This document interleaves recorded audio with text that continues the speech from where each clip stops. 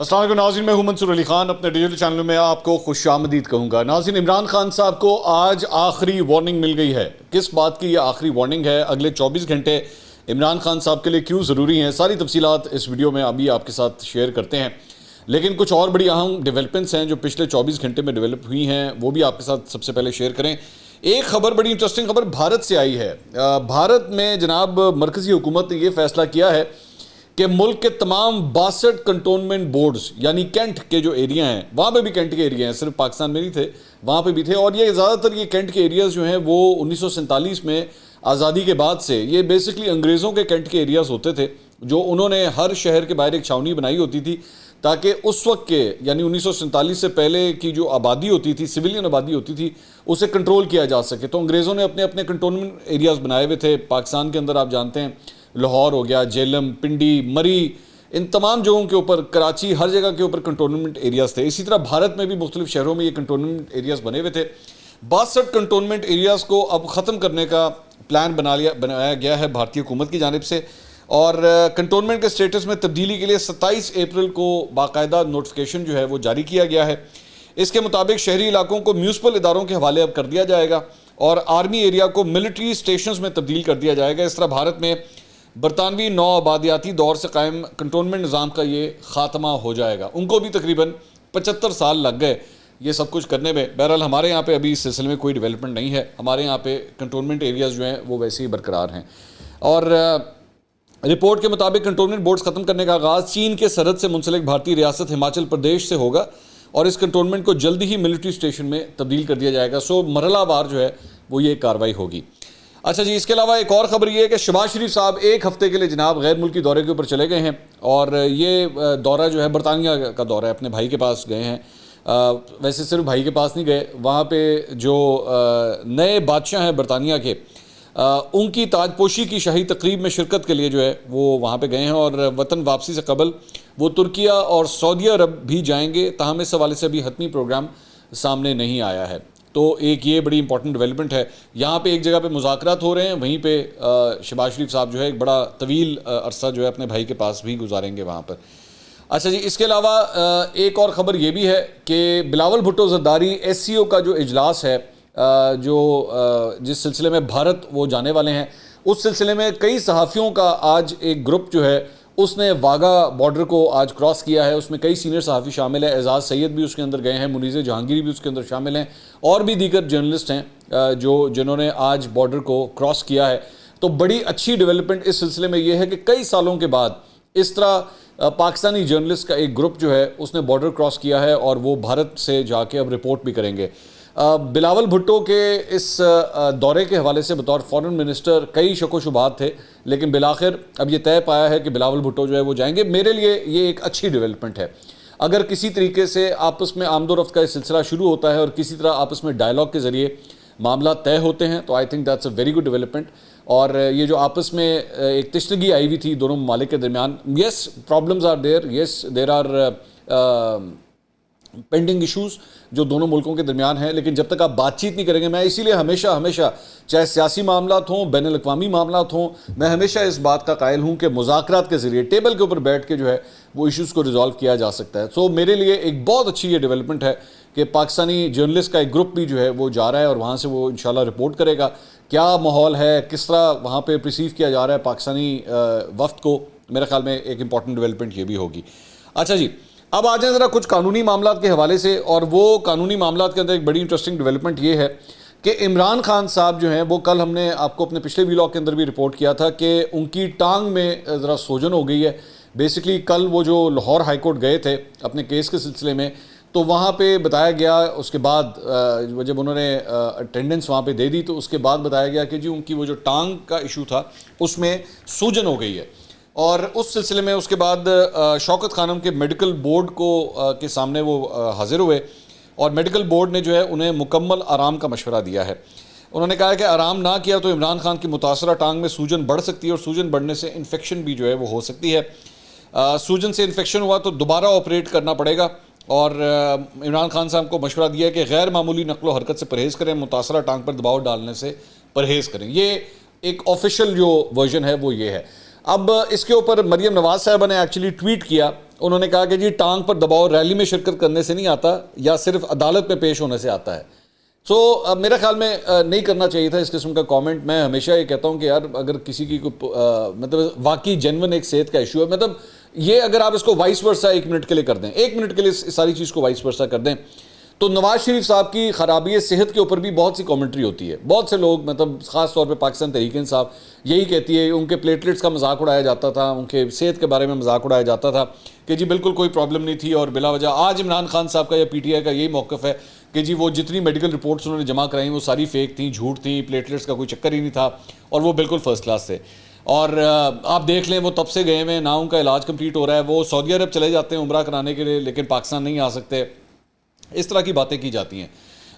لیکن میں ہمیشہ یہی کہتا ہوں کہ اگر جینون کسی کا صحت کا ایشو ہے, آپ اس کی انویسٹیگیشن پراپر کریں, اور اگر واقعی کسی کا جینون صحت کا ایشو ہے اس کا اس طرح مذاق نہیں اڑانا چاہیے. میرے خیال میں مریم نواز صاحبہ کو بھی اس کے اجتناب کرنا چاہیے تھا.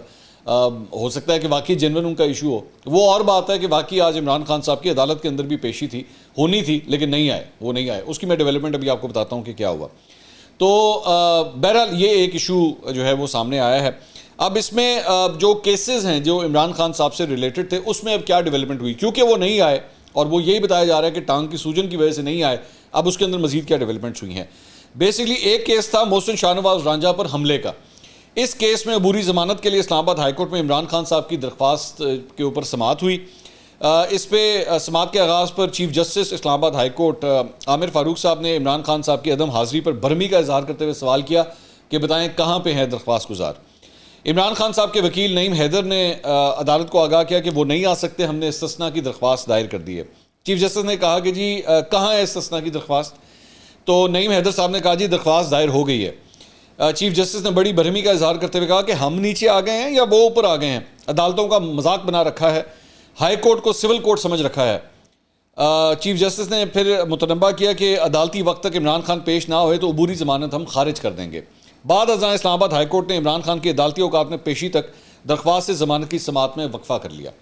اچھا, یہ ضمانت قبل از گرفتاری کا جو معاملہ تھا, 9 مقدمات کی عبوری ضمانت آج ختم ہو رہی تھی اسلام آباد ہائی کورٹ میں ہی عمران خان صاحب سے ریلیٹڈ. چیف جسٹس عامر فاروق اور جسٹس میاں گل حسن اورنگزیب جو ہے ان کیسز کی سماعت کر رہے تھے. سلمان صفدر صاحب اس کیس کے اندر پیش ہوئے. وہ ڈیفرنٹ کیس ہے, یہ ڈیفرنٹ کیس ہے. حکومت کی جانب سے ایڈوکیٹ جنرل جہانگیر جدون صاحب عدالت میں پیش ہوئے. چیف جسٹس نے کہا کہ گزشتہ سماعت پر بھی عمران خان پیش نہیں ہوئی, عمران خان ابھی تک تفتیش کا حصہ نہیں بنے. سلمان صفدر صاحب نے عدالت, جو وکیل ہیں عمران خان صاحب کے, انہوں نے عدالت کو بتایا کہ عمران خان کو کل لاہور ہائی کورٹ میں پیشی کے وقت چوٹ لگی ہے, پہلی دفعہ میڈیکل گراؤنڈ پر درخواست دے رہے ہیں. یہ وہی جس طرح میں بھی آپ کو تھوڑی دیر پہلے بتا رہا تھا نا, ٹانگ کی سوجن کا ایشو. تو ایڈوکیٹ جنرل جہانگیر جدون صاحب نے کہا کہ جی رپورٹ شوکت خانم ہسپتال کی ہے, اپنا ہسپتال اپنا ڈاکٹر, یہ تو 6 مہینے تک ٹھیک نہ ہونے کی رپورٹ دیں گے. چیف جسٹس نے پوچھا کہ عمران خان نے کسی سرکاری ہسپتال کی رپورٹ پیش کی ہے, نجی ہسپتال کی رپورٹ کی قانونی کیا حیثیت ہے. تو عدالت نے کل تک عمران خان صاحب کو آخری وارننگ دی کہ ضمانت قبل از گرفتاری کیس میں ہم آپ کو طلب کر رہے ہیں, آپ کل تک جو ہے وہ عدالت کے اندر پیش ہوں.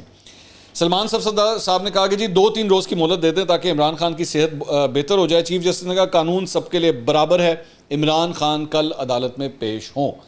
سو آخری وارننگ جو ہے وہ عمران خان صاحب کو مل گئی ہے. اگلے 24 گھنٹے کے اندر اندر عمران خان صاحب کو اس سوجن کا کچھ نہ کچھ کرنا پڑے گا, ورنہ معاملات جو ہے وہ خراب ہو سکتے ہیں. اچھا, یہ جو اس میں ایک پوائنٹ ہے, شوکت خانم ہاسپٹل کی رپورٹ, شوکت خانم ہاسپٹل کا ڈاکٹر, یہ ایک بڑی امپورٹنٹ بات ہے. مجھے اچھی طرح یاد ہے کہ نواز شریف صاحب جب اپنے علاج کے حوالے سے اپنی میڈیکل رپورٹ جب جمع کرواتے تھے تو یہ جتنا لونڈا لپاڑا ہے اور جتنا انصحافی ہے, کون صحافی نہیں انصحافی, یہ بیٹھ کے اس بات کا مذاق اڑاتے تھے کہ لے جناب یہ تو جو ڈاکٹر ہے جس کی رپورٹ, اور وہ کارڈیولوجسٹ تھا, وہ بڑا ایک مشہور کارڈیولوجسٹ تھا جس کی رپورٹ نواز شریف صاحب جمع کرواتے تھے. تو اس وقت یہ لوگ کہا کرتے تھے کہ جی یہ تو ان کا اپنا ڈاکٹر ہے, تو یہ اپنے ڈاکٹر سے اپنی رپورٹ ہی جمع کروا لی ہے, یہ کیا بات ہوئی, یہ تو کوئی طریقہ کار نہیں ہے. یہاں پہ آ کے جب شوکت خانم ہاسپٹل کا ڈاکٹر ہے, شوکت خانم کی رپورٹ ہے, یہاں پہ آ کے ان سب کے منہ بند ہو گئے. یہاں پہ مجال ہے کہ کوئی کامنٹری ہو رہی ہو کہ نہیں عمران خان صاحب یہ زیادتی ہے, اگر آپ کو کوئی پرابلم ہے تو آپ جا کے سرکاری ہاسپٹل سے اس کی رپورٹ نکلوائیں تاکہ پتہ لگے کہ واقعی آپ کو جینوئنلی پرابلم ہے یا نہیں ہے, یا آپ ایکچولی بہانہ بنا کے عدالت کی کارروائی سے جو ہے بھاگ رہے ہیں. یہاں پہ آ کے سب چپ ہو جاتے ہیں, یہاں پہ آ کے ان کا دوغلا پن جو ہے نا پھر یہاں ہوتا ہے. لیکن میں پھر بھی کہتا ہوں میں نا چند میرے ایسی چیزیں ہیں جہاں پہ میں اوائڈ کرتا ہوں میں زیادہ کامنٹ کرنا. ایک بیماری, ایک فیملی, ایک مذہب اور حب الوطنی. یہ 4 چیزیں ہیں جس کے اوپر میں پھر بھی اگلے کو مارجن دینے کے لیے تیار ہوتا ہوں. یہ بڑے سینسٹیو ایشوز ہوتے ہیں, اس کی ذرا بڑا دھیان سے اس کے اوپر جو ہے وہ کامنٹری کی جانی چاہیے. سو آئی ہوپ, میری ایک جگہ خواہش بھی ہے کہ عمران خان صاحب صحت یاب ہوں اور اللہ کرے مطلب کوئی ان کو ایسی پرابلم نہ ہو. اور یہ جو عدالتی معاملات I hope this is not a بہانہ, یہ کوئی ایکسکیوز نہیں ہے کہ جس کی بنیاد کے اوپر جو ہے وہ عدالتی کارروائی سے اپنے آپ کو جو ہے دور رکھ رہے ہیں. سو 24 گھنٹے کا ٹائم دیا گیا ہے, آئی ہوپ جو وہ وہاں پہ ضرور پیش ہوں. دوسری جانب یہ تو بات تھی پی ٹی آئی کے چیئرمین کی, پی ٹی آئی کے صدر کی کہانی بھی سن لیں. ان کے خلاف اینٹی کرپشن گجرات کے اہلکاروں کی مدیت میں گجرانوالہ سرکل میں 2 مقدمات جناب درج ہیں. اس میں ضمانت حاصل کرنے کے لیے چودھری پرویز الہی آج اینٹی کرپشن عدالت میں پیش ہوئے. اسپیشل جج رانا محمد سلیم کی عدالت نے چودھری پرویز الہی کے ان 2 مقدمات میں عبوری ضمانت 23 مئی تک جو ہے وہ منظور کر لی گئی ہے. لمبا ٹائم ملا ہے ان کو, مطلب 20 دن کا ٹائم ملا ہے ضمانت کے حوالے سے. اس کے علاوہ ایک اور خبر یہ ہے کہ چودھری پرویز الہی کے خلاف اینٹی کرپشن کے مقدمے میں گرفتار ان کا مبینہ فرنٹ مین سہیل اصغر, یہ اس کی بڑی ایک انٹرسٹنگ ڈیولپمنٹ ہوئی ہے. گجرانوالہ میں تھانہ اینٹی کرپشن کی حراست سے وہ فرار ہو گیا. اب یہ کہا جا رہا ہے کہ فرار ہو گیا. اچھا, فرار والی بات جو ہے یہ بڑی امپورٹنٹ ہے. اس کے بارے میں یہ جسمانی ریمانڈ پر اینٹی کرپشن پولیس کے حوالے اس کو کیا گیا تھا. طبیعت اس کی خراب ہونے پر اس پہ کہا جا رہا ہے کہ اس کو ہسپتال منتقل کیا جا رہا تھا. جنرل بس سٹینڈ کے قریب ڈالے پر سوار نامعلوم ملزمان نے سرکاری گاڑی کو زبردستی روکا اور ملزم سہیل اصغر کو ہتھکڑی سمیت زبردستی چھڑا کر فرار ہو گئے. سہیل اصغر کے اینٹی کرپشن کی حراست سے فرار ہونے کا مقدمہ اب گجرانوالہ کے تھانہ ماڈل ٹاؤن میں سرکل آفیسر اینٹی کرپشن کی مدیت میں درج کر لیا گیا ہے.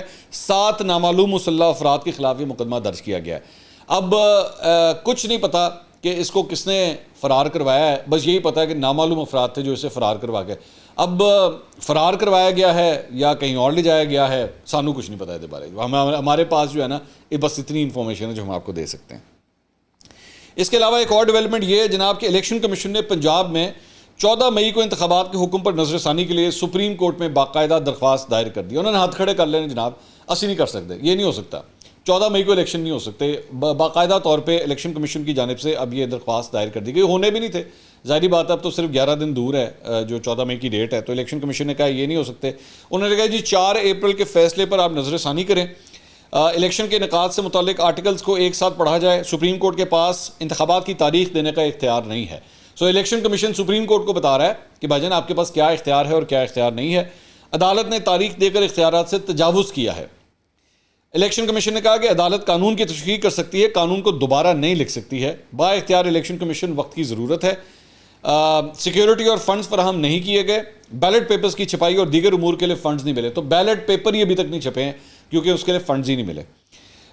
پنجاب اور خیبر پختونخوا میں الیکشن سے قومی اسمبلی کے الیکشن شفاف نہیں ہو سکیں گے. آرٹیکل 254 سے استفادہ مدت میعاد گزرنے سے پہلے بھی حاصل کیا جا سکتا ہے. سپریم کورٹ نے حاجی سیف اللہ کیس میں آرٹیکل 254 کو پری میچور استعمال کیا اور 14 مئی کے الیکشن کا انعقاد ناممکن قرار دے کے نئی تاریخ کا مطالبہ بھی کر دیا. اچھا, ایک جگہ وہ یہ کہہ رہے ہیں کہ بھائی جان یہ آپ کا ڈومین نہیں ہے, آپ کی لمٹ نہیں ہے کہ آپ ہمیں ڈیٹ دیں. ساتھ ہی اس کے بعد وہ یہ بھی کہہ رہے ہیں کہ بھائی جان نئی ڈیٹ بھی آپ ہی دیں, نئی ڈیٹ بتائیں کہ کب دینی ہے. تو میرے خیال میں یہ بڑا یہ آئرنی ہے اس بات کی کہ ایک جگہ آپ ان کے ادارے اختیار کو چیلنج کر رہے ہیں, پھر یہ بھی کہہ رہے ہیں کہ جناب نئی ڈیٹ بھی آپ بتائیں کہ نئی ڈیٹ کون سی ہونی چاہیے. بہرحال یہ جو کچھ بھی ہو رہا ہے نا, میں آپ کو کھل کے ذرا بتا دوں, پس پردہ ہی ساری ڈیلیں ہو رہی ہیں. سارا کچھ مجھے لگتا ہے کہ پس پردہ ہی ہو رہی ہیں. فرنٹ پہ مجھے نہیں لگتا کہ جو کچھ بھی ہو رہا ہے نا یہ پچھو کام پہ جانا ہے. بس میں اس کو آسان الفاظ میں آپ کو یہی کہہ سکتا ہوں. اچھا جی, جنگ نے رپورٹ کیا ہے کہ عام انتخابات کے حوالے سے جو مذاکرات ہوئے ہیں اس کی اندرونی کہانی انہوں نے شیئر کی ہے. انہوں نے کہا ہے کہ حکومت جو ہے وہ انتخابی تاریخ پر مزید لچک دکھانے کو تیار ہو گئی ہے. مذاکرات جاری رکھنے پر اتفاق ہوا ہے. مزید مذاکرات سپریم کورٹ میں رپورٹ جمع کرانے کے بعد ہو سکتے ہیں. وفاقی حکومت نے 14 مئی سے پہلے اسمبلیاں تحلیل کرنے سے انکار کیا اور بجٹ سے پہلے اسمبلیاں تحلیل نہیں کر سکتے, یہ تو انہوں نے کلیئر کٹ کر دیا. اچھا, بجٹ کے اوپر جو ہے یہ بات ہو رہی ہے کہ بجٹ جو ہے وہ دوسرے ہفتے میں آئے گا. جون کے دوسرے ہفتے میں بجٹ جو ہے وہ پیش کیا جائے گا. پی ٹی آئی نے بھی بجٹ پیش کرنے کی شرط پر نیم رضامندی ظاہر کی ہے. وہ ان کو بھی لگتا ہے کہ یہ فیکچولی ہو نہیں سکتا کہ بجٹ سے پہلے ہی جو ہے وہ اسمبلیوں کو تحلیل کر دیا جائے. اسمبلیاں توڑنے کی تاریخ پر اتفاق نہ ہونے پر مذاکرات میں تعطل آ گیا. ڈیٹ کے اوپر فائنلائز نہیں ہو سکا کہ اچھا اگر ہوں گی, اگر بجٹ کے بعد بھی ہوں گی تو کس ڈیٹ کے اوپر ہوں گی. اس میں لکھا ہوا ہے جی, تحریک انصاف نے نون لیگ سے اپنی صفوں میں اتحاد لانے کی بات کی ہے. اور پی ٹی آئی کا موقف ہے کہ نون لیگ کے کئی وزراء کے رویوں کی وجہ سے بد اعتمادی پیدا ہو رہی ہے، تو منفی بیانات کو غیر ضروری قرار دیا گیا ہے کہ جی یہ بیانات جو ہے نا وہ کم از کم بند کروائیں۔ ڈاکٹر شیرین مزاری نے اس سلسلے میں ایک ٹویٹ کیا، انہوں نے کہا کہ media deliberately distorting P T I position on talks which failed, our position at talks was P T I would agree to all elections on one day if assembly is dissolved by 14th May, but PDM did not agree. SMQ Shamul Qureshi announced parties had failed to settle date of dissolution and election, so talks ended. اچھا اب اس کے اندر دو چیزیں ہیں، ایک یہ کہ ان کے مطابق ٹاکس سب ختم ہو گئی ہیں، مذاکرات اینڈڈ، ٹاکس اینڈڈ، اور دوسرا وہ یہ کہہ رہے ہیں کہ جی ہم نے اس کے اوپر کوئی لچک نہیں دکھائی، ہم نے صرف یہ ڈیٹ دی تھی کہ آپ جو ہے وہ 14 مئی کی سے پہلے اگر اسمبلیاں تحلیل کر دیں تو پھر ہم ایک ڈیٹ کے اوپر مان جائیں گے۔ دنیا نے البتہ رپورٹ کیا ہے کہ جناب حکومتی سائٹ سے 15 ستمبر کی ڈیٹ جو ہے وہ سجیسٹ کی گئی ہے، یہ دنیا نیوز نے رپورٹ کیا ہے۔ 15 ستمبر کا مطلب ہے کہ حکومتی سائٹ جو ہے وہ زیادہ سے زیادہ اگر آپ اس کو ٹوٹل کیلکولیٹ کریں تو 15/1 اور 8/1 یعنی تقریباً کوئی 23 دن پیچھے آنے کے لیے تیار ہوئی ہے۔ 23 دن یعنی 8 اکتوبر کی ڈیٹ سے 23 دن جو ہے وہ حکومت پیچھے آنے کے لیے تیار ہوئی ہے، لیکن اس کے اندر بھی مطلب 15 ستمبر کی ڈیٹ بھی جو ہے وہ دوبارہ مطلب جو ایک مارکیٹ کے اندر اس وقت ایک ریومر چل رہی ہے کہ جو کچھ بھی ہو رہا ہے وہ نئے چیف جسٹس جو اگلے چیف جسٹس ہیں یعنی جسٹس قاضی فائز عیسیٰ ان کی تعیناتی کو روکنے کے لیے سب کچھ ہو رہا ہے۔ تو حکومت نے جو ہے وہ اس صورت میں کسی صورت بھی پیچھے نہیں آنا۔ اچھا یہ بالکل وہی صورتحال کافی حد تک بنتی جا رہی ہے، اگر تو اسی کانٹیکس میں دیکھا جائے بالکل وہی صورتحال بنتی جا رہی ہے۔ جب نئے آرمی چیف نے ایکچولی آنا تھا تو اس سے پہلے جو ڈیولپمنٹس ہو رہی تھی، عمران خان صاحب لانگ مارچ لے کے نکل آئے تھے اور وہ سب کچھ ہوا تھا، اور عمران خان صاحب نے یہ تجویزیں بھی دینا شروع کر دی تھی جی جنرل باجوہ کو آپ جو ہے وہ ایکسٹینشن دے دیں اور ان کے ذریعے الیکشنز کروا لیں اور اس کے بعد جو نئی حکومت آئے وہ نیا آرمی چیف منتخب کر لیں۔ آپ کو یاد ہے عمران خان صاحب نے یہ ساری گیم کھیلی تھی اس وقت۔ اب یہ کہا جا رہا ہے کہ یہ سارا کچھ بھی جو کچھ بھی ہو رہا ہے، یہ جو اتنی جنہوں کہتے ہیں نا پسوڑی پئی ہے کہ جی نئے انتخابات جو ہیں وہ جلدی کروا لیں، اس کی بھی بہت بڑی وجہ یہی بتائی جا رہی ہے کہ نئے چیف جسٹس کے آنے سے پہلے جو ہے الیکشنز ہو جائیں اور اس کے بعد نئے وزیر اعظم جو ہیں وہ آ جائیں۔ یہ اس کے لیے سب کچھ ہو رہا ہے تاکہ مطلب یہاں پہ اس طرح کی باتیں بھی ہو رہی ہیں کہ موجودہ چیف جسٹس کو ایکسٹینشن دے دی جائے تاکہ وہ جو جسٹس قاضی فائز عیسیٰ ان کا رستہ جو ہے روک لیا جائے۔ مطلب یہ کنسپیریسی تھیوریز ہیں جو دی جا رہی ہیں۔ اس کے علاوہ راجہ پرویز اشرف صاحب اسپیکر قومی اسمبلی، انہوں نے جناب چیف جسٹس ثاقب نثار کے بیٹے نجم ثاقب کی آڈیو لیک کی تحقیقات کے لیے خصوصی کمیٹی جو ہے وہ بنا دی ہے۔ اس کے اندر جو ہے وہ بڑی لمبی چوڑی کمیٹی جو ہے وہ بنائی گئی ہے، وہ اس معاملے کی تحقیقات کے جو ہے وہ کرے گی۔ یہ معاملہ اب سیریس ہونے جا رہا ہے۔ اگر اس طرح ایک کمیٹی بنا دی گئی ہے نا تو اس کا مطلب ہے کہ یہ معاملہ اب کافی سیریس ہو گیا ہے۔ اس کے علاوہ ایک اور خبر ہے پبلک اکاؤنٹس کمیٹی کے حوالے سے، اس نے عدالت عظمیٰ کے آڈٹس کے معاملے پر رجسٹرار سپریم کورٹ کو باقاعدہ طور پہ اب طلب کر لیا ہے۔ نور عالم خان صاحب نے سپریم کورٹ کے 2010 2011 سے لے کے 2020 2021 تک کے آڈٹ کا نوٹس جاری کر دیا ہے اور رجسٹرار سپریم کورٹ کو 16 مئی کو اجلاس میں طلب کر لیا ہے۔ انہوں نے کہا ہے کہ آڈیٹر جنرل، صدر، وزیر اعظم، چیف جسٹس، وفاقی وزراء اور ارکان پارلیمنٹ کی تنخواہوں اور امورات کا تقابلی جائزہ جو ہے وہ پیش کریں۔ کمیٹی کے رکن ڈاکٹر ملک مختار نے کہا کہ اس پر تو سٹے ہو جائے گا، تو چیئرمین پبلک اکاؤنٹس کمیٹی نے کہا کہ اگر سٹے آیا تو میں دوبارہ طلب کروں گا۔ ایک ہیڈ آن کولیجن کی صورتحال جو ہے وہ کافی حد تک بنتی جا رہی ہے۔ انہوں نے کہا کہ اگر وارنٹ کے اوپر بھی اگر سٹے لینے کی کوشش کی تو میں دوبارہ وارنٹ جو ہے وہ میں جاری کروں گا۔ تو یہ معاملہ جو ہے وہ کافی حد تک پھنستا جا رہا ہے۔ اگلی ویڈیو میں دوبارہ ملاقات ہوگی۔ اللہ حافظ۔